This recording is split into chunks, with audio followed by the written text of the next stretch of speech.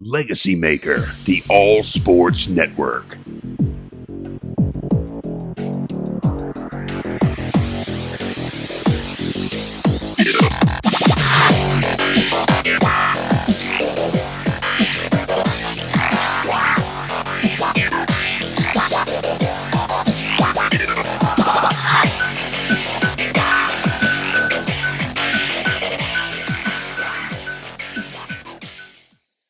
Hello, everybody, and welcome to episode 4 of Redskins 732. I'm one of your hosts, Darrell, Owens, and of course, Mr. J. Quimby. What's up, brother?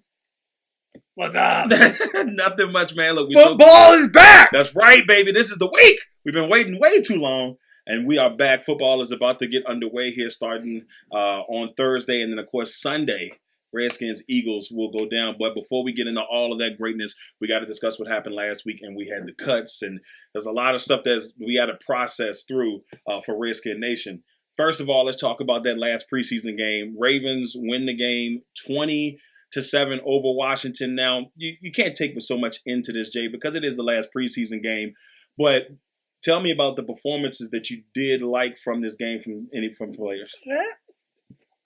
The biggest ones was the performance of certain wide receivers and lack thereof of other ones. Yes. That didn't, we called a couple of them that we knew that we felt would get cut, and they did. A couple of our colleagues didn't feel quite the same way. Right. But you know who you are. Yeah, we went 3. I think we went 3 for 5 on our cut list. And, and when we do get into the cut part, I'm not surprised that one person got cut that we didn't talk about, but his performance in that last game is the reason why he got cut, and that's Cam Sims. Cam Sims dropped way too many passes in that game. Now, Steven Sims, on the other hand, was phenomenal. Got the touchdown and everything. Had a great catch. But the thing with Cam is the passes he dropped were way too easy passes. Yeah, if they were high, if they were above the 11, like there was a few of them that hit him in the hand, and he knew immediately that what have I done here? Exactly. And the one good thing is he is on the practice squad, so there's still an opportunity for him to either sign elsewhere or eventually be on this staff. Now, Jay, what did you think of Haskins' performance? I thought that Haskins had a pretty decent performance out there. It wasn't too bad. Some of the things I didn't like, I think the line was buying him enough time to do his reads. He's got to be better about reading the defenses. Definitely got to be better there. Didn't throw an interception. Threw, 100 yards, 10 of 17. A lot of times you want to see the 10 yards plus on completions, and if you don't see that, he's always taking that check down or running.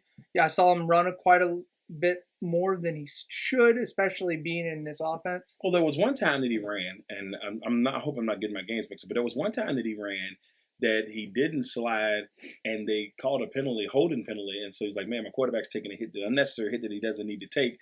Now, obviously, he couldn't control the holding penalty, but he didn't run out of bounds. So the stuff that he was doing well in the first game, I've seen the last few weeks where he's not getting down when he should. He's taking a few of the hits that I'd rather him not take. It hasn't been a ton, but it's been enough to where you say, hey, okay, man, you got to work on your slide. I know exactly, because he was heading towards the right out of bounds. Yes. And if he'd have just followed it out, they'd have let up. But no, he had tried to cut back to make a play. You're the quarterback, yes. You want to inspire and lead, but don't take those shots because you got hit by like 3 defenders, dude. And when I say this, why are Tom Brady and Peyton Manning successful, in your opinion? Why? Because they never got hit. They never get hit. Why they never get hit? Because if they're about to get hit, they fall or they slide or whatever. They do whatever it takes not to get hit. People, you can call them names, you can call them punk, you can call them whatever. Guess what? Long careers, championships. Exactly. So and like I said, I'm not comparing them to, try not to compare them on that front, but as a quarterback in today's NFL, you have to start thinking. Play smarter. Yes. I mean, the league has set things up in a way to take care of you. If you get hit a certain way, 15-yard penalty. If you get this a certain way, penalties. They got it set up for the quarterback for them to survive. Yeah. So be safe. 10 yards on Jay for roughing the passer. Come on, man, not 10. Yeah. But that's the type of things that are happening right there. Now, was there? 15, that's okay. Now, was there anybody else on the team that gave you some hope that you really liked in that last game? I was really looking forward to seeing Casanova. Yeah, McKenzie, but it's a great first name. Great first name. He had a great second and third game. I was looking for him to help kind of give that linebacker core a little bit more depth. I think he was halfway through the first quarter concussion, and it's starting to become a big thing with this organization on concussions. Is it the helmet? Is it what they're teaching? I just makes you wonder because Jordan Reed, we won't see him until Eagles game, and he's not a guarantee yet because he's in concussion protocol. So they have to be very careful with that, and especially with his injury history. And you hate to see it for him because you know that he's a really good player when he's healthy. You don't want to see Jordan Reed get hurt. You don't want to see any of these guys get hurt at that form. But if you're a Redskin fan, I will say you have to be a little bit happy at least going into the season because knock on trees, it's been pretty solid on the injury front. Knock on trees. Yeah, knock on trees. They've been pretty solid on the injury front, and I hope I didn't jinx them. Well, the one guy was really Flowers. I was really surprised they cut him because he is every game gotten better, coverage wise and tackling wise, and they need that depth in the secondary. Right. I mean, you never know. I don't know. I haven't really checked to see if they brought him back on the practice squad. I don't think they have though. Yeah, it was a lot of cuts, that went down, and we'll swing over the cuts real quick. There's a lot of people that got cut that may shock some people. Some may and some may not. The three that we talked about that were going to get cut, that we felt like would get cut. Two really we had a couple colleagues from Fox. Right. They were like, "There's no way they're cutting this person or this person," and lo and behold, there they go. They're gone. There they go.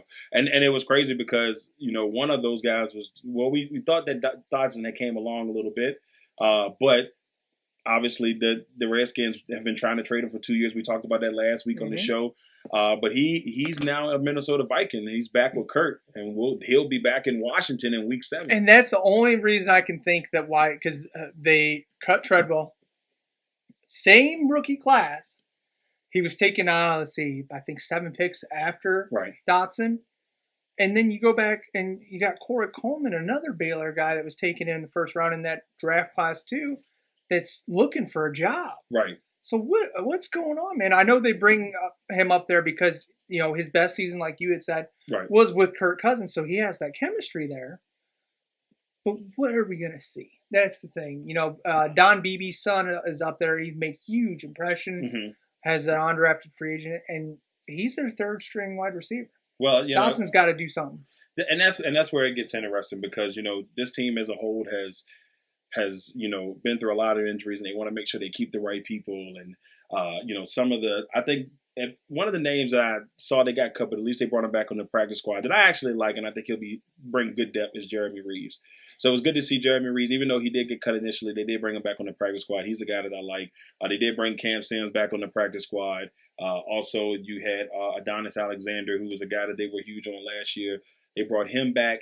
So, and JP Holtz is another guy that they brought back on the practice squad. He's like a fourth, he's another tight end, but he's like a four-string tight end, but with the Jordan Reed situation. Yeah, with Jordan Reed, Vernon Davis is getting up there in age. Right. Jeremy Sprinkle, I think, from what I looked at, led the team in penalty yards. So, I mean, not the last game, the second preseason game, he had like 4 holding penalties on him. Yeah, that's too many. That's too many, bro. That's a lot of penalties. So that's something they got to clean up. But when you look at this roster overall, do you think that for the most part that they made, I don't disagree with it at all. The cut of Samar J. Perine, you could see by the way they were using him. Just because he wasn't getting the pristine carries, he wasn't even getting second team carries sometimes. Yeah, and they played him a lot in that last game. Yes. I think they were trying to see something. I think they were trying to give him the benefit of the doubt before they and his numbers, he had 5 carries for 13 yards. That's not impressive when you look at Marshall, who had 8 carries for 45. So I mean, there was almost double. Actually, Marshall had over double Mm-hmm. the yards per carry. That tells you a lot because they're running behind the same line. Yeah, and then with that being said, now Marshall, they end up cutting Marshall. They kept him initially, then they cut him, and they brought in Wendell Smallwood, who got cut by the Eagles. What are your thoughts on Smallwood coming over to Washington? Smallwood is a proven commodity. You can't be angry with that, Right? because with Reynolds, you don't know exactly what you're going to get yet. Mm-hmm. He's definitely a guy that you want to practice squad or keep an eye on, see how he does, and if you need to bring somebody in because of injury, heaven forbid, give him a chance. But with Smallwood he stepped up 4 or 5 different times because they couldn't keep a healthy running back there for 6 weeks last year. Yeah, and now they got a whole bunch of running backs, and I guess they don't know what to do with them. So I guess we'll see with that. Well, and they I can't say his name. San Diego State 2 years ago, Danielle Pumphrey. Yeah, they cut him too. So I think he 2,000-yard rusher in college. Yeah, now nothing. Nothing. Now before we move on to our next topic, AP. There was word, and don't beat me up too much on this because I don't have the official, but there was a little word going out there on social media and whatnot that the Redskins almost cut AP. Do you think that was legit, or do you think that's something that they truly was pondering? A lot of stuff that I read said Jay Gruden wanted him gone. Wow. Because of the fact of I got their official depth chart up. Geis is first. Yes, Geis is going to get the multiple carries. Is going to get the main carries. Yes, and AP gave him a lot last year. He gave him more than we thought AP would be able, to bring at his age. So, and the problem is that when he was with the Saints, he was second on the depth chart too. He wasn't happy, and that's why he was let go. Ego. You saying ego here? I don't. We don't know for sure. We really don't know for sure. We don't know it's all speculation, right? But yeah, it could be. He feels like he's still got enough in the tank. He's a Hall of Famer in his mind. He should get the ball. He's a difference maker. I mean, he had 4 carries in that one game, and one he had of them 31 yards, and he broke out for 26. 26 on one carry. So I mean, I understand his thing, but if you're not happy, I'm sure. But yeah, I heard there was pressure from the hires up in the organization to keep Adrian Peterson because he does sell the jerseys and the tickets. That's true. Now let's swing to our next one. Let's go and bring up the Trent Williams situation, which we've talked about probably more than we ever wanted to on this show, but we have to talk about it because it's been the biggest thing. There was a report that came out this week that said that Trent Williams could be back in the Redskin uniform next week. Redskins insider D'Angelo Hall has said he's heard through the grapevine that Williams will be back by week 2.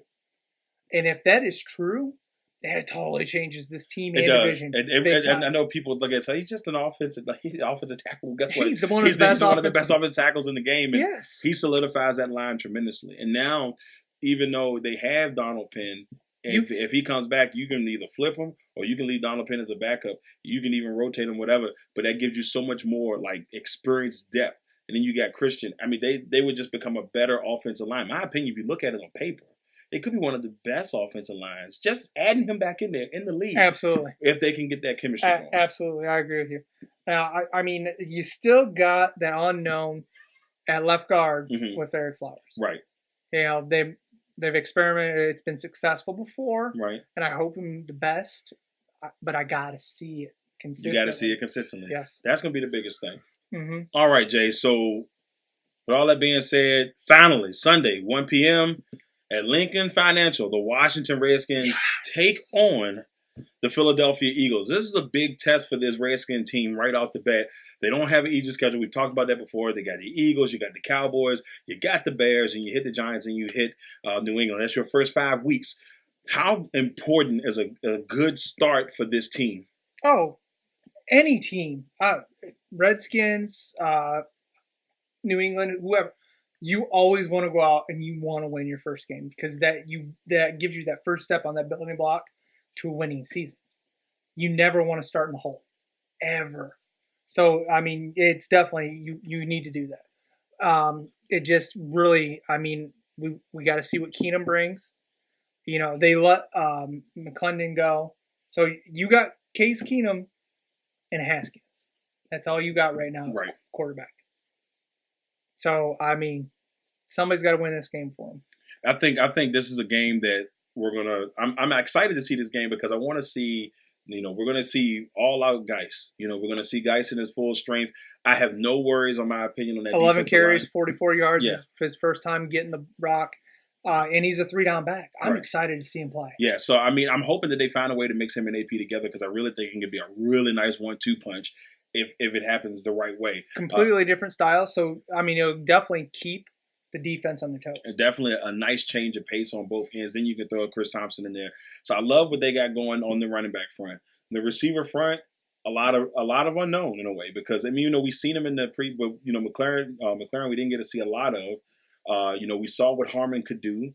With Trey Quinn, who's been injured here and there. Paul Richardson, we didn't see him all in the preseason. So with all that being said, that's probably the biggest question mark. The Redskins, not the offensive line, but the offensive line is a question mark, but that receiving core is also a question mark because they've got to get that thing rocking. And looking at their first, they've got McLaren has their number 2 wide receiver. Yes, when they released Dotson, they made him the number 2. And that tells you a lot of what they think of what this young man can bring. And I've been raving about him. Yes.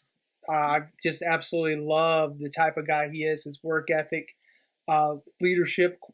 I really would not be surprised if he led the Skins in receptions and receiving yards this year. I wouldn't be surprised either. Like I said, with Richardson, you've seen what Richardson can do, but we haven't had a complete book on Richardson. There's been some injuries. When he was in Seattle, he was kind of coming along, but he hadn't broke out yet. Right. Now he's the number 1. He has to break out. This has to be his year. They're going to need him. I think it's going to be a critical, but he's the veteran on that receiving squad. They're going to need him. He's going to be a very important piece. Now, on the defensive front. Oh, yeah. Yeah, on the defensive front, defensive line, phenomenal. I think their secondary is probably the best I've seen it in a while. And this is not the trash, them, but I like the mixture of youth and veterans with Norman, and then you got Collins in there, and now with guys like that, I love that. I will still think the biggest thing for me is their linebacking core and getting that up the bar. I agree because they got a little bit of they don't Sweat is not starting. They got Ryan Anderson in front of them. For me, a bit of a disappointment, but maybe there's some reason there that we don't know about because you trade back in the first round to get him. And Coach Gruden, you can't teach his size, his length, and his speed. Can't teach it. Can't teach it. So, gives them ability to rotate in and out. I like that. Also, they got Jimmy Moreland so far down depth chart. He's a difference maker. He needs to be their nickel guy. Yeah, year. I'm very surprised by that. But like I said, I don't hate any of the decision making of letting those rookies kind of like sprinkling them in there, let those veterans go. And if they outplay them, hey, they take their job. But I kind of respect Jay Gruden giving those veterans a chance to say, this is your job. This is your job to try to keep. If you don't keep it, I got 3 or 4 guys back here ready to take that bad boy and run with it. I'll give you that on Moreland, but when, Haskins, I understand letting them set because you want your quarterback to learn. Mm-hmm. But when you take a guy first, second, or third, those are starters for that year. If they're not starters, then you didn't draft the right guy. My opinion. I agree. I mean, the first 1 through 3 has got to be your starters. Jay, we got football on Sunday, man. We got football tomorrow. You got football tomorrow. Packers, Bears tomorrow. But like I said, the biggest thing, y'all, Redskins, Eagles, 1 p.m. on Sunday, Lincoln Financial. You guys enjoy the game. We'll see y'all next week for episode 5 to give you our recap of that game and preview Redskins and Cowboys. I'm Darrell Lawrence, Jeremiah Quimby. Peace. LegacyMaker, the All Sports Network.